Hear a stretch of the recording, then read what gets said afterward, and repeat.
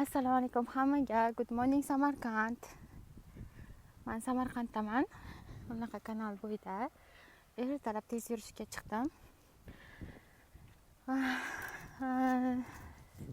Tez yurishga chiqdim. Samarqandda shunaqa joy qurilibdi. Menimcha yaqin yillarda qurilgan bo'lsa kerak. 1-2 yil ichida bu yoqda xuddi Dubaynikiday kanal qurilgan va hattoki water taxi ham bor ekan bu yoqda. Kunduz kunlari esa kanoyeda eshkakmi, qayiqmi, mana shu sport bo'yicha trenirovkalar bo'lib o'tar ekan. Menimcha musobaqalar ham bo'ladi. Mana bu yoqda hozir ko'rsataman.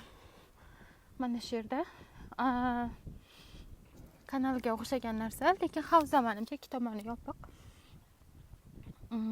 Bo'yida mehmonxonalar qurilgan. Mana shu yerda yashayapmiz. Dubayga borganda har doim tez yurishga chiqishni xohlardim. Sayohatlarga borgan paytlarimizda. Lekin kanalni bo'yida yurishga imkoniyat bo'lmasdi, chunki yoki boshqa joyda yashardik mehmonxonada, yoki vaqtimiz bo'lmasdi. Ertalab vaqtli turib agar sport bilan shug'ullansa u yoqda. Keyin kunduz kuni energiya qolmasdi. Xullas hozir oson, yengil holatda amalga oshdi. Mehmonxonamiz esa mana bu yoqda Seul Minyun, xullas yaponcha qanaqadir Bay Ulug'bek degan mehmonxonada yashayapmiz. Minyun ekan.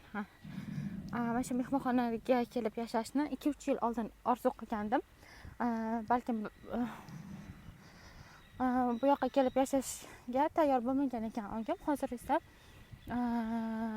oilaviy hammamiz kelib yashayapmiz. Videoning ma'nosi nima? Videoda ma'no shuki, agar sizni manidir xohlab